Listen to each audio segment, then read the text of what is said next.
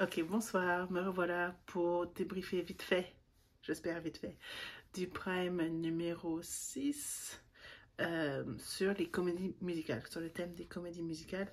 Alors, je me suis encore fait la liste des candidats restants, et puis voilà, donner des impressions d'ensemble, et puis un peu plus détaillé par candidat, mais moins long que la semaine passée.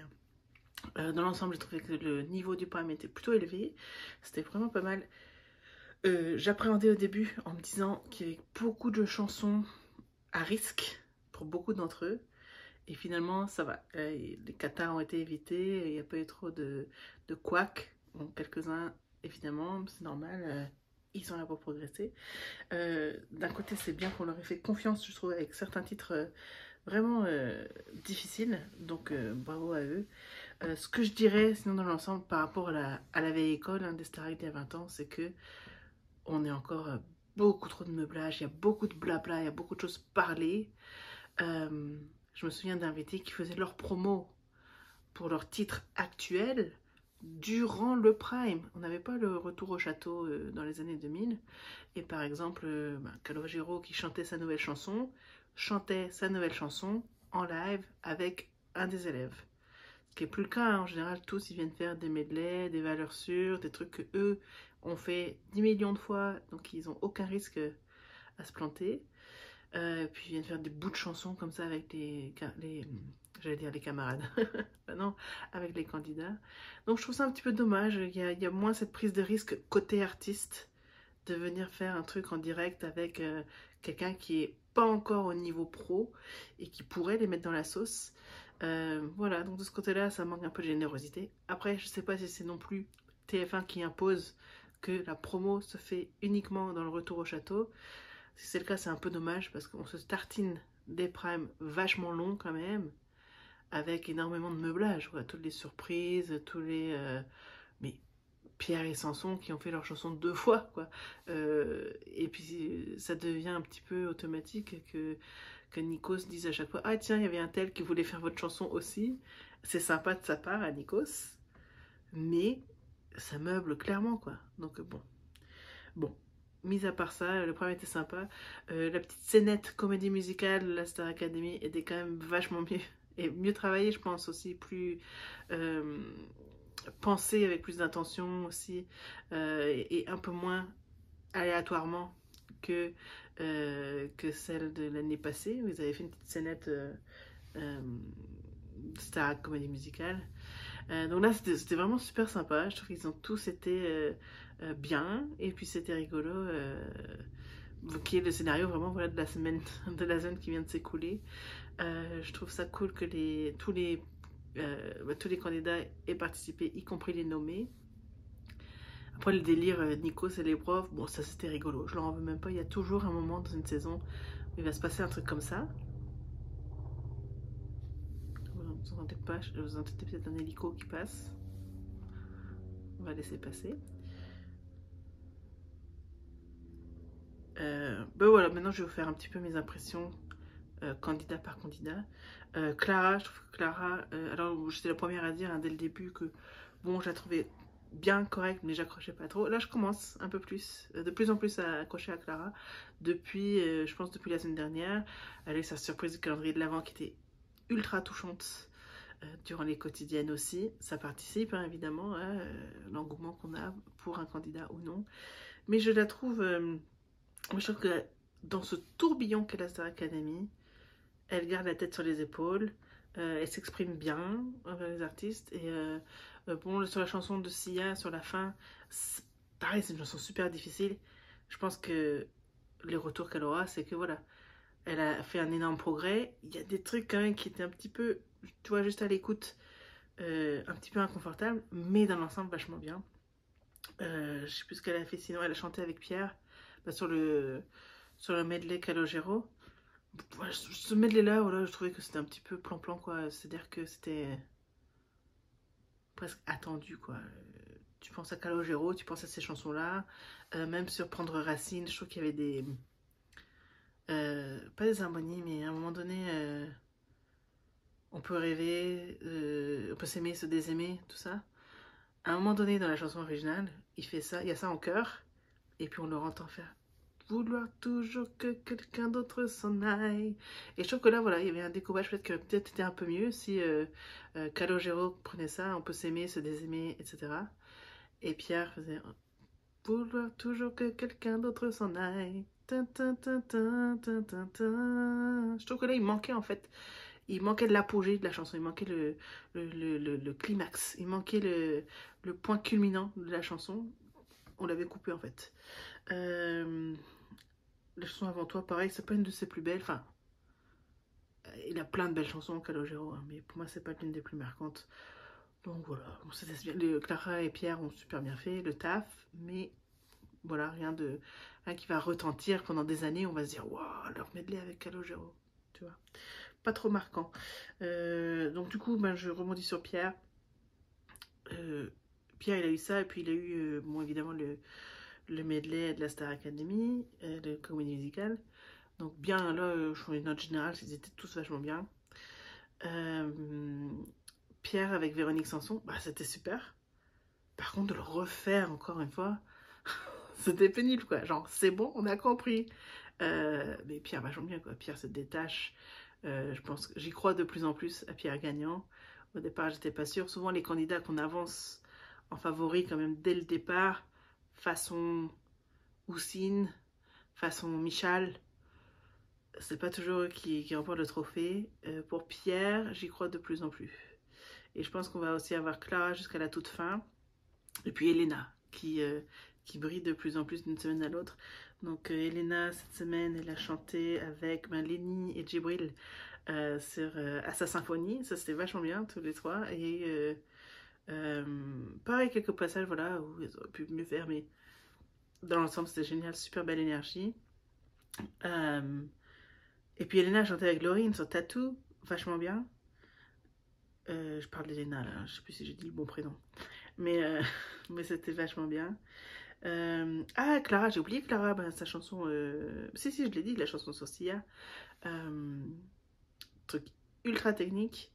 Elle s'en est bien sortie quand même dans l'ensemble. Hein. Donc Elena avec Lenny et Djibril. Donc Lenny, ben, c'était un petit peu sa seule intervention, hormis la comédie musicale Star Academy, qui était cool aussi. Djibril, bien. Djibril l'a chanté avec Marina Kaye, Only the Very Best, version Marina Kaye, donc au niveau de découpage et tout ça. Franchement, il s'en est bien sorti. Ça se voyait qu'il avait peur, même au quotidien, il disait qu'il avait peur de la massacrer. Dans le magnéto, il disait encore, il va essayer de pas la massacrer. Bon, on peut dire, je pense qu'on peut s'accorder à dire que Djibril n'a rien massacré. C'était vraiment bien et je pense qu'il était fier de lui d'avoir été choisi pour cette chanson et puis il s'en est tiré plutôt pas mal. Donc chapeau à lui. Et je trouve que c'est vrai en fait ce que disent les profs, c'est que quand il est en groupe, bah, il s'en sort vachement bien. Mais d'un côté, quand il était nominé et qu'il avait ses solos pour se défendre, il s'en est bien sorti aussi. Donc il se révèle, Djibril. Et puis niveau personnalité, je l'aime bien aussi. Donc voilà, je lui souhaite de bien progresser pour la suite. Passons à Julien. Julien était vraiment clairement attendu au tournant sur Never Enough. Il s'en est vraiment bien sorti aussi. Après, tu peux pas faire de l'original. L'original chanté par une femme, c'est inégalable. Donc je crois qu'ils ont fait des changements de tonalité, ils ont arrangé un petit peu pour que ça saille un peu mieux à Julien. Ça lui allait bien. Il était super content de lui aussi. Je pense que ça aurait pu être un triomphe pour Julien de la même façon que l'année dernière que Hallelujah a été pour Anisha en finale. On n'était pas encore là, mais vachement bien. Il a pris sa revanche sur le temps des cathédrales, donc c'est cool pour lui. Je crois que j'ai fait le tour des élèves non nominés. Clara, Elena, Julien, Lenny, Pierre, Djibril, c'est ça, hein. Donc passons aux nominés. Axel, alors déjà j'avais noté, c'est vrai, hein, je suis assez d'accord avec ce que disent les profs, c'est qu'Axel il interprète vocalement super bien. Il a un potentiel vocal et un actif vocal impressionnant. Mais c'est vrai que il met pas beaucoup de substance personnelle derrière les mots des autres en fait. La chanson c'est ça, il fait la chanson sans nous parler d'Axel. Et il a eu beaucoup de mal Ce qui est un peu surprenant de mon point de vue plus âgé. Mais il a du mal à faire le parallèle entre j'aurais voulu être un artiste et puis sa vie à lui si, voilà, si la Starac ça marche pas, si la musique ça marche pas, il est autrement brillant. Je crois qu'il est quoi, il est ingénieur et puis il est aussi au conseil municipal de sa ville. Enfin, il a une réussite dans les affaires ou dans la politique ou dans la science qui sont toutes tracées sur des voies professionnelles. Mais par contre, ce qui n'est pas tracé, c'est la vie d'artiste. Donc, j'étais étonnée que, et je pense que les profs aussi étaient, enfin Cécile et les répétitrices étaient étonnées qu'ils n'arrivent pas à faire ce lien-là. Et j'allais dire que Cécile Chaduto a fait un travail exceptionnel avec les nominés cette semaine, parce que dans la quotidienne de samedi aujourd'hui, quand on voyait Axel répéter et monter sur sa chaise pour dire j'aurais voulu être un artiste, ben moi ça m'a vachement ému, ça m'a presque tiré les larmes. Et ce soir quand il a chanté et qu'on a eu des petits craquements de voix, pas faux, mais justement qui n'étaient pas super ronds, qui n'étaient pas super lisses, j'ai trouvé ça vachement bien. Là, les larmes ont monté aussi. Il a foiré un petit peu sa note de fin, mais il l'a tenue, il l'a poussée, il est allé jusqu'au bout. Et c'était une belle presta. Voilà, s'il avait dû terminer sur ça, c'était une belle carte de visite. Bon, le dénouement a été ce qu'on sait, j'y reviens. Candice aussi, bah, s'en est vachement bien sortie. C'était pas évident pour elle, je pense, cette chanson-là, parce que je pense que Rihanna varie un peu plus, monte plus haut dans les aigus, baisse plus bas dans les graves. Et Candice l'a bien joué dans sa gamme à elle. Et bon, ça colle un petit au personnage, un petit peu. Hein, Candice, Candy, les femmes mignonnes et qui savent jouer de leur qualité. Donc c'est vraiment l'aspect attachant, l'aspect sirupeux, j'ai envie de dire. Voilà, elle s'en est bien sortie de cette prestation aussi. Et puis Margot qui a chanté du Cœur de Pirate. D'un sens, je suis surprise qu'il lui ait pas donné de Cœur de Pirate avant. Ça lui allait super bien au timbre. Elle s'en est très bien sortie. J'ai beaucoup aimé comment Margot a réagi à la fin du Prime. Parce que voilà, bon, on a vu de tout. Hein. On a vu, je pense qu'on a vu Victoria rester vraiment stoïque. On a vu Marie-Maud. C'est Marie-Maud qui pleurait? Ou Lola? Lola en pleurs. Lola en pleurs, vraiment ça fendait le cœur. Et puis Margot, elle est restée dans l'humour, elle est restée dans la trajectoire de progrès, c'est-à-dire que pour elle, ben voilà, direct c'est un début, elle interagissait bien avec Nikos, elle a bien, voilà, elle a bien communiqué sur ses intentions de rester face au public. Et puis, je lui souhaite que du bien à Margot, parce que c'est une personnalité que j'ai trouvée attachante aussi. Et je trouve sa voix et son grain intéressant. Après, ça va dépendre des titres qu'elle propose. Si elle fait des choses qui m'intéressent, je serai au rendez-vous. Et j'ai hâte d'écouter ce que l'avenir lui réserve. Alors, les votes. Alors, Candice en tête. Et puis, enfin, sauvé par le public. Et puis, j'avais fait un petit papier, si vous me suivez sur TikTok. Alors, TikTok, c'est le même pseudo, hein, c'est A2 Starac. Et je fais des prédictions. Toutes les semaines, j'essaie de prédire qui vont être les nommés par rapport aux évals et aux débriefs et même au prime précédent. Et une fois qu'on sait les nommer, j'essaie de prédire comment va se dérouler l'issue du prime, qui va partir par rapport au public, par rapport aux candidats. Et ce que j'ai prédit cette semaine, c'était Candice sauvé par le public, et puis Axel sauvé par les camarades, donc j'avais correct. Par contre, je m'étais fait une petite... Quand on arrive à un certain moment de la salle, je me fais une petite feuille, et puis je me dis, tiens, si un tel est sauvé par le public, comment les autres vont voter? Et les votes qui m'ont surpris ce soir, c'est Pierre et Julien. Je me suis dit, peut-être, enfin, je me disais plutôt dans la semaine, ils ont peut-être eu un retour, comme quoi Axel avait quand même eu des propos un petit peu aigris vis-à-vis de leur performance aux évals, parce qu'il ne comprenait pas sa nomination à lui, il pensait qu'il n'y avait pas démérité, il pensait que Pierre et Julien auraient peut-être dû être à sa place. Et je me disais, voilà, peut-être qu'en appelant leurs proches, ils auraient un retour de ça. C'est vrai qu'ils s'entendent bien tous avec Margot aussi. Peut-être qu'ils verraient un petit peu la compétition des hommes en fin de parcours. Et non, en fait, Julien nous dit qu'ils ont une promesse d'aller le plus loin possible ensemble, ce qui me fait penser qu'Axel joue vraiment cette Star Academy comme on joue à Koh-Lanta. au niveau des alliances et tout ça. Et je le pense ça depuis que je me suis rendu compte que souvent il donne ses minutes de téléphone au nommé. Donc je me dis tiens, il fait des faveurs qu'il espère vont lui revenir. Après, ça n'empêche en rien que ça a l'air d'un gars super sympa et bienveillant. Aucun souci. Par contre, il y a peut-être de ça. Et puis j'ai aimé ce qu'a dit Pierre aussi, qu'Axel a une revanche à prendre sur la vie, que c'est maintenant. J'ai trouvé ça touchant. Ça me fait vraiment penser que c'est une belle promo de gens bien, qui s'entendent sincèrement et qui se souhaitent mutuellement le bien.